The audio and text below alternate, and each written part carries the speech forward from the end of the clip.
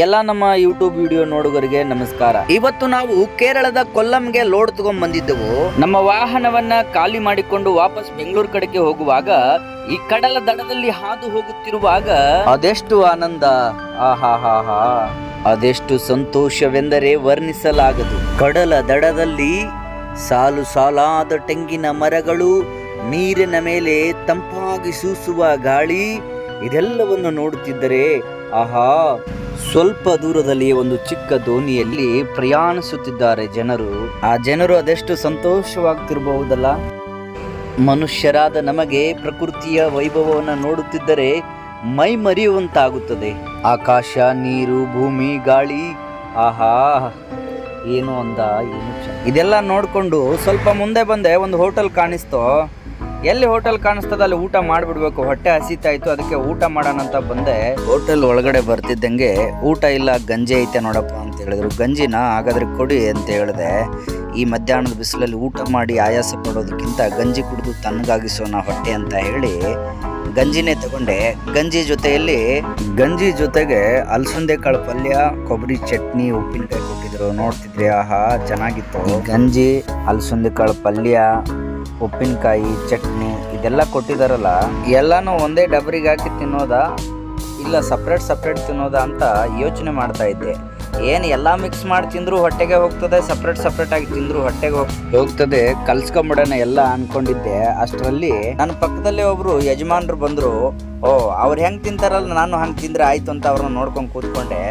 ಅವ್ರು ಅವ್ರ ತರಾನೇ ನಾನು ತಿನ್ನಕ್ ಶುರು ಮಾಡಿದೆ.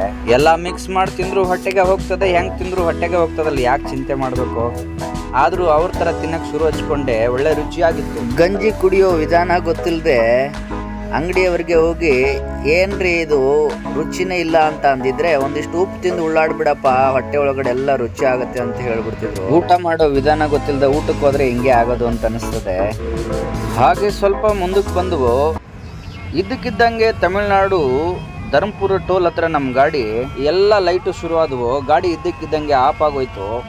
ಏನಪ್ಪ ಮಾಡೋದು, ಈಗ ಏನಾಗಿರ್ಬೋದು ಅಂತ ಹೇಳಿ ಪಕ್ಕದಲ್ಲಿರೋ ಫ್ಯೂಸ್ ಬಾಕ್ಸ್ನ ಓಪನ್ ಮಾಡಿ ಇರುವಂಥ ಎಲ್ಲ ಫ್ಯೂಸ್ನು ಒಂದು ಸಾರಿ ತೆಗೆದು ಮತ್ತೆ ಒಂದು ಸಾರಿ ಜೋಡಿಸ್ದೆ. ಮತ್ತು ಇರೋಬರೋ ರಿಲೇಗಳನ್ನೆಲ್ಲ ತೆಗೆದು ಜೋಡಿಸ್ದೆ. ಒಂದು ಬಾರಿ ಅಲ್ಲದೆ 2 ಬಾರಿನೂ ಎಲ್ಲ ಫ್ಯೂಸ್ನು ತೆಗೆದು ಮತ್ತೆ ವಾಪಸ್ಸು ಆ ಫ್ಯೂಸ್ಗಳು ಹೆಂಗಿದ್ವು ಹಾಗೆ ಜೋಡಿಸ್ದೆ. ಅಷ್ಟೆಲ್ಲ ಮಾಡಿದ್ರು ಕೂಡ ಏನೂ ಕೆಲಸ ಕೊಡಲಿಲ್ಲ. ಏನಪ್ಪ ಮಾಡೋದು, ತಲೆ ಕೆಟ್ಟೋಯ್ತಾ ಇತ್ತಲ್ಲ. ಇವತ್ತು ರವಿವಾರ ಬೇರೆ. ರವಿವಾರ ಯಾರು ಮೆಕ್ಯಾನಿಕ್ ಇರಲ್ಲ ಅಂತ ನಮ್ಮ ಫ್ರೆಂಡ್ ಒಬ್ಬರು ಫೋನ್ ಮಾಡಿದ್ರು. ಅವ್ರು ಹೇಳಿದ್ರು ಹಾಗೆ. ಇನ್ನೇನು ಮಾಡೋದು ಅಂತ ಯೋಚನೆ ಮಾಡ್ಕೊಂಡು ಕೂತ್ಕೊಂಡೆ. ನಮ್ಮ ವರ್ಕ್ ಮ್ಯಾನೇಜರ್ಗೂ ಫೋನ್ ಮಾಡೋಣ ಅಂತ ಐಡಿಯಾ ಮಾಡಿದೆ. ಎಷ್ಟೇ ಪ್ರಯತ್ನ ಮಾಡಿದ್ರು ಗಾಡಿ ಅಂತೂ ಸ್ಟಾರ್ಟ್ ಆಗಲಿಲ್ಲ. ಏನು ಮಾಡೋದಪ್ಪ, ಇಲ್ಲಿ ತಲೆ ಕೆಡ್ತಾ ಇತ್ತಲ್ಲ ಅಂತ ಕೂತ್ಕೊಂಡೆ. ಇಷ್ಟಾದ್ಮೇಲೆ ಮತ್ತೆ ಒಂದು ಸಾರಿ ಸೆಲ್ಫ್ ಹೊಡೆಯೋ ಪ್ರಯತ್ನ ಮಾಡಿದೆ. ಏನೇ ಮಾಡಿದ್ರು ಗಾಡಿ ಸ್ಟಾರ್ಟೇ ಆಗಲಿಲ್ಲ. ಏನು ಮಾಡೋದೀಗ, ಎಷ್ಟು ಪ್ರಯತ್ನ ಮಾಡಿದ್ರು ಸ್ಟಾರ್ಟ್ ಆಗ್ತಾ ಇಲ್ವಲ್ಲ ಅಂತ ಹೇಳಿ ಬೇಜಾರಾಯಿತು. ಇನ್ನೇನು ಮಾಡೋದು ಅಂತ ಹೇಳಿ ಕಂಡಕ್ಟರ್ ಸೈಡಲ್ಲಿ 2 ಮೇನ್ ಸರ್ಕಿಟ್ ಇದ್ದಾವೆ. ಆ ಸರ್ಕಿಟ್ನ ಓಪನ್ ಮಾಡಿದ್ರೆ ಏನಾದರೂ ಆಗ್ಬೋದಾ ಅಂತ ಹೇಳಿ ಈ ಸರ್ಕಿಟ್ನ ಓಪನ್ ಮಾಡಿ ಮತ್ತೆ ಹೆಂಗಿತ್ತು ಹಾಗೆ ಜೋಡಿಸಿದ್ರೆ ಸ್ಟಾರ್ಟ್ ಆಗ್ಬೋದು ಅಂಥೇಳಿ ಯಾರೋ ಒಬ್ಬರು ಮೆಕ್ಯಾನಿಕ್ಕು ಇದನ್ನ ಏನಾದರೂ ಪ್ರಾಬ್ಲಮ್ ಆದಾಗ ರೀಸೆಟ್ ಆಗುತ್ತೆ, ಇದನ್ನು ತೆಗೆದುಬಿಟ್ಟು ಈ ಸರ್ಕಿಟ್ ಓಪನ್ ಮಾಡಿ, ಇವೆರಡು ಸರ್ಕಿಟ್ನ ಓಪನ್ ಮಾಡಿ ವಾಪಸ್ ಜೋಡಿಸಿದ್ರೆ ಗಾಡಿ ಏನಾದರೂ ಪ್ರಾಬ್ಲಮ್ ಆಗಿದ್ರು ರೀಸೆಟ್ ಆಗುತ್ತೆ ಅಂತ ಹೇಳಿದ್ರು. ನೋಡೋಣ ಅಂಥೇಳಿ ವೆಲ್ಡಿಂಗ್ ಮಾಡೋವಾಗೂ ಕೂಡ ಇದನ್ನೆಲ್ಲ ಓಪನ್ ಮಾಡಿರ್ತಾರೆ. ಹಾಗಾಗಿ ನಾನು ನಿಧಾನಕ್ಕೆ ಓಪನ್ ಮಾಡಿ ಮತ್ತೆ ಹೆಂಗಿತ್ತು ಹಾಗೆ ಜೋಡಿಸಿದಾದ್ಮೇಲೂ ಕೂಡ ಮತ್ತೆ ಏನಾದರೂ ಸ್ಟಾರ್ಟ್ ಆಗ್ಬೋದು ಅಂತ ಹೇಳಿ ಮತ್ತೆ ಸೆಲ್ಫ್ ಮಾಡಿದೆ. ಏನು ಕೆಲಸನೇ ಕೊಡಲಿಲ್ಲ. ತುಂಬಾ ಬೇಜಾರಾಗೋಯ್ತು. ಭಾನುವಾರ ಬೇಗ ಮನೆಗೆ ಹೋಗ್ಬೋದಲ್ಲ ಅಂತ ಬಂದರೆ ಹಿಂಗಾಗೋಯ್ತು. ಏನು ಮಾಡೋಕ್ಕಾಗಲ್ಲ, ಸೊಳ್ಳೆಗೆ ಆಹಾರ ಹಾಕ್ಬೇಕಷ್ಟೇ ಅಂದ್ಕೊಂಡೆ. ಅಷ್ಟರಲ್ಲಿ ನಾವು ಟಾಟಾ ಮೋಟರ್ಸ್ ಅವ್ರಿಗೆ ಫೋನ್ ಮಾಡಿದ್ವಲ್ಲ, ಅವರು ಬಂದು ಪ್ರಾಥಮಿಕ ಹಂತದ ಎಲ್ಲ ಚೆಕ್ಕಿಂಗು ಮಾಡಿದ್ರು. ಅಷ್ಟೇ ಅಲ್ಲದೆ ಬ್ಯಾಟ್ರಿನೂ ಚೆಕ್ ಮಾಡಿದ್ರು. ಬ್ಯಾಟ್ರಿಲಿ ಚಾರ್ಜ್ ಐತಿಲ್ಲ ಅಂತ ನೋಡಿದ್ರು. ಅಷ್ಟೇ ಅಲ್ಲದೆ ಫ್ಯೂಸ್ನ ಮತ್ತೆ 2-3 ಬಾರಿ ಒಂದು ಕಡೆಯಿಂದ ಎಲ್ಲ ಫ್ಯೂಸ್ನು ಒಂದೊಂದಾಗಿ ಚೆಕ್ ಮಾಡಿದ್ರು.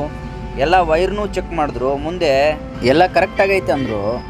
ಮತ್ತೆ ಒಂದು ಸಾರಿ ಬ್ಯಾಟ್ರಿನ ಚೆಕ್ ಮಾಡಿದ್ರು. ಬ್ಯಾಟ್ರಿನೂ ಕೂಡ ಕರೆಕ್ಟಾಗಿ ಐತೆ ಅಂತ ಹೇಳಿದ್ರು. ಕೆಳಗಡೆನೂ ಕೂಡ ಇಲ್ಲೇನೋ ಬಾಕ್ಸನ್ನು ಓಪನ್ ಮಾಡಿಬಿಟ್ಟು ಅಲ್ಲಿ ಕೂಡ ವೈರನ್ನ ಎಲ್ಲ ಕಡೆನೂ ಪರೀಕ್ಷೆ ಮಾಡಿದ ಮೇಲೂ ಕೂಡ ಎಲ್ಲ ಕರೆಕ್ಟಾಗಿ ಐತಲ್ಲ ಅಂತ ಹೇಳಿ ಕೆಳಗಡೆ ಬಗ್ಗೆ ನೋಡಿದ್ರು. ಕೆಳಗಡೆ ನೋಡಿದ್ರೆ ಒಂದು ಸ್ಟಾರ್ಟರ್ ಹತ್ರ ಒಂದು ಬೋಲ್ಟು ಕಳಚಿಕೊಂಡು ವೈರು ನೇತಾಡ್ತಿತ್ತು.